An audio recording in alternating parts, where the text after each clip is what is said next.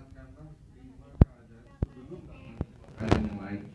Masa mudamu sebelum masa tuamu, sehatmu sebelum sakitmu, kayamu sebelum miskinmu, waktu luangmu sebelum waktu sempitmu, dan hidupmu sebelum matimu. Hadis riwayat Al-Hakim dan Al-Baihaqi. Ini sebuah hadis yang saya kira sangat bagus sekali buat kita untuk melakukan refleksi ya. Dan saya kira kita juga tidak tahu apakah kawan-kawan di sini dan kita semua pernahkah kita melakukan sebuah refleksi tentang kehidupan kita?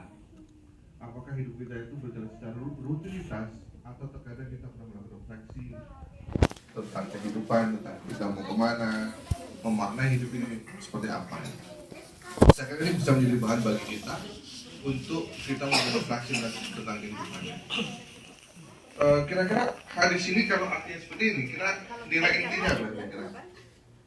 Nilai inti dari hadis ini apa kira-kira? Waktu ya, tentang waktu ya. Bagus sekali, luar biasa ya. Luar biasa ya. Saking luar biasa jadi luar biasa ya. Ini tentang waktu ya.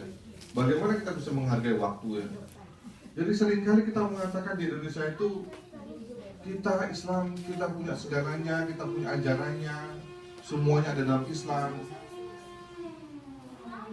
Nah, itu termasuk waktunya. Nggak ada kaitannya ya. Kita seringkali mengatakan seperti itu di Indonesia. Kita itu Islam itu sempurna. Islam itu punya segalanya, punya aturannya. Juga termasuk tentang waktu gitu. Tapi kalau kita lihat antara budaya di Indonesia dalam menghargai waktu dengan budaya tempat lain menghargai waktu, saya kira kita bisa bandingkan ya. Kita semua saya kira pernah di Indonesia saya kira ya. Kita orang Indonesia sana ya. Kecuali Mbak Aisyah ini pernah ke Indonesia? Oh, kecil-kecil aja nggak bisa bahasa Indonesia coba ya. Ini Jepangnisasi ya. Saya kira kita pernah di Indonesia dan kita bisa membandingkan antara orang menghargai waktu di Indonesia dengan orang Jepang menghargai waktu. Meskipun sekarang saya kira juga ada sedikit pergeseran ya. Saya melihat ada fenomena yang saya kira terjadi secara global sekali, luar biasa sekali. Waktu saya buka di internet, salah satu karakteristik dari orang Jepang itu adalah suka membaca. Dalam waktu kemana aja ya, juga di barat ya. Kalau pas di subway, di bis, di kampus segala macam suka membaca. Tapi sekarang culture of reading, budaya membaca itu sekarang sudah tergantikan dengan apa coba? Gadget, luar biasa itu. Itu dampaknya luar biasa ternyata. Handphone yang kita miliki ini dampaknya luar biasa. Ya, saya kira perlu dibuang, dikoleksi dan saya ambil semua. Saya jual lagi maksudnya. Itu luar biasa sekali. Termasuk coba Anda lihat ya. Kalau kita lihat coba, saya amati di kereta api yang di subway segala macam, mereka lebih sibuk dengan gadget masing-masing. Dan ini sama juga di Indonesia. Di Indonesia itu sekarang di kampus saya nggak mau bilang kampus yang lain nanti tidak dikira mengeneralisasi ya. Di kampus saya itu hampir semua mahasiswa itu, mungkin juga semua di Indonesia ya, semuanya pegang HP semua. Bahkan pembantu rumah tangga pun sekarang juga HP ya. Di Indonesia itu ada penelitian, HP itu mengurangi pendapatan pembantu rumah tangga 30%. Karena nggak mungkin kalau kita punya HP nggak ngisi pulsa dan macam kan, nggak mungkin kan, itu mengurangi. Dan ketergantungan kita ke HP itu luar biasa. Dulu waktu nggak ada HP itu kalau kita ke kampus itu nggak masalah, nggak ada masalah sama sekali kalau nggak ada HP. Sekarang mahasiswa ke kampus kalau nggak bawa HP, oh rasanya resah gelisah ya. Wah, ada sesuatu yang hilang gitu.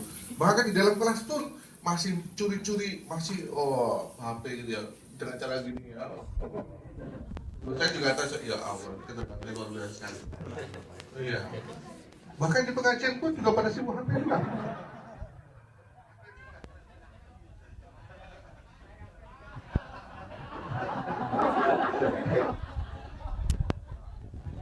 Ya, saya tidak mau menuduh ya, cuma fakta aja yang menunjukkan.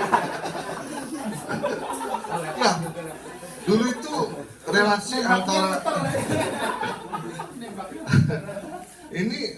dulu itu relasi antara HP dan manusia itu sangat jelas sekali. Manusia itu sebagai subjek, HP itu sebagai objek. Tapi sekarang relasi sudah berubah. Justru HP itu menjadi subjek, manusia sebagai objek karena sangat tergantung sekali. Luar biasa. HP itu fenomena global yang saya kira mengangkat segalanya sekarang, ketergantungannya itu. Bahkan kadang-kadang waktu Allahu Akbar, dididididid, dulu ya, dari telat. Sekali lagi, bayangkan segitunya ya. Jadi kadang-kadang kita kehilangan HP itu, jangan-jangan kita melebihi kehilangan Tuhan. Sudah sih, kita mungkin nggak pernah merasakan ya. Kalau biasa saja, tapi coba Anda kehilangan HP itu pikir bahwa kemana ya, luar biasa. Apalagi sekarang zaman kapitalisme ya. HP itu kan diproduksi terus 3 bulan sudah usang, ganti lagi. Wow, kalau kita mengikuti gaya hidup seperti itu, sudah saya kira ya, kita sebagai bangsa konsumen yang luar biasa sekali. Jadi HP itu sudah mengurangi cara kita menghargai waktu. Waktu yang seharusnya kita gunakan sebaik-baiknya itu menjadi terbuang yang kadang-kadang sia-sia ya. Kita akan mulai dari kenapa di sini masa mudamu sebelum masa tuamu. Kita semua ini masih muda semua ya, kecuali Mas Tawan ya. Oh enggak juga ya. Mas Tawan juga masih muda ya. Kalau masih muda. Ya. Enggak, cuma sedikit boros aja makanya. Kita sohib sama suami satu asrama, jadi kita nanti nggak jadi atur-atur. Lantai 2, lantai 3 gitu. Jadi masa muda itu masa yang paling panjang di antara kehidupan kita. Masa kecil, masa remaja, masa muda itu taruhlah antara 20 sampai 50 tahun lah kira-kira. Kita masih fresh ya. 50 Hah? Ya biar saya bisa masuk di dalamnya ya. Soalnya kalau kurang ya nanti saya bisa masuk. Paling tidak kita tuh masih bisa berkarya luar biasa ya. Ini masa muda itu masa paling tua. Kita bisa berkarya, kita bisa beramal. Mungkin kita juga bisa berjihad. Berjihad dalam pengertian bukan berjihad ala ISIS ya. Waduh, ISIS itu dari saya itu betul-betul mengacaukan Islam betul. Saya betul-betul benci sekali dengan ISIS. Masa kemudian atas nama khilafah Islamnya misalnya kemudian melegitimasi perbudakan seksual. Waktu saya tanya ke mahasiswa saya, waktu yang ada di sini ya, agama apa yang paling Anda, yang menurut Anda punya positive thinking dan punya citra negatif atau positif? Dari antara 10 itu ada 2 atau 3 yang mengatakan Islam yang paling punya kesan negatif. Karena yang mereka tahu itu cuma dengan ISIS, kemudian di media massa, kekerasan segala macam ya. Tapi ketika mereka ke Indonesia kemarin belum lama, dia bilang, oh ternyata Islam itu beda di Indonesia itu. Wow, saya kira tuh Islam seperti di Timur Tengah segala macam. Tapi ketika mereka Indonesia, wow, Islam is very friendly. Luar biasa Islam di Indonesia, ramah sekali, bagus sekali, dan kemudian mereka sangat terkesan dengan Islam di Indonesia. Nah, kita kan perlu menampilkan sebuah Islam yang ini ya, Islam yang ramah, yang toleran, Islam yang menjunjung perdamaiannya. Jadi masa muda ini masa yang luar biasa sekali. Kita bisa beramal luar biasa, dan bahkan kita bisa beramal berjihad untuk bangsa kita. Bayangkan ya, sudah dibayangkan? Belum. Bayangkan kita ini lahir dalam keadaan negara kita itu negara berkembang, dan besok mungkin kita juga mati dalam keadaan negara berkembang. Kempis lagi ya, kembang-kempis lagi. Ini kan kita sepertinya nggak menghargai waktu, nggak menghargai agama. Seolah-olah Islam itu identik dengan kemunduran. Oleh karena itu saya bangga sekali ya, kawan-kawan yang dari Jepang ini yang belajar, yang bekerja, itu punya waktu muda yang bisa meluangkan waktu yang luar biasa, masa muda untuk hal yang bersifat positif. Itu saya kira luar biasa sekali. Dan tidak banyak loh yang bisa merasakan hidup di luar negeri ya. Apalagi ya ada juga, ya banyak juga sih, tapi di swasta ya. Ada negeri, ada swasta kan di saya. Kan bisa banyak. Tapi yang betul-betul bisa mengirikan, bisa merasakan kehidupan di luar negeri itu gak banyak orang. Dan kita termasuk orang yang beruntung, dan kita harus selalu bersyukur kepada Allah SWT. Kita coba lihat, bandingkan antara mereka yang keluar negeri. Saya kemarin baru buka sebuah data ya dari International Institute of Education, itu di Amerika.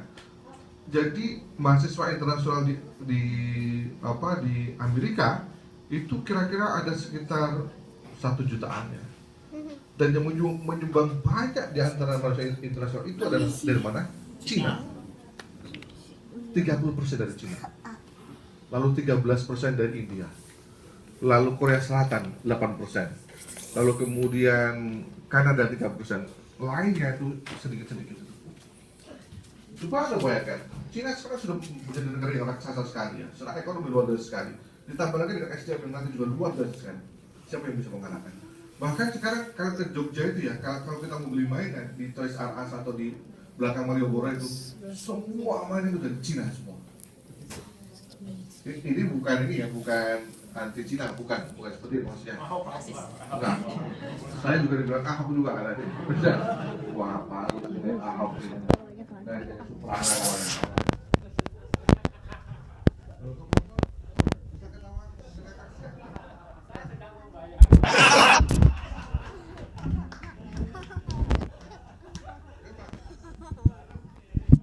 Saya sengaja memberikan wadah buat waktu. Jadi hampir semua main itu dari Cina semua. Waktu saya di Kanada, ada yang namanya di Kanada itu namanya Dollarama. Dollarama itu semua harga $1 semua. Kayak di sini ya, ada yang harganya 100 yen semuanya.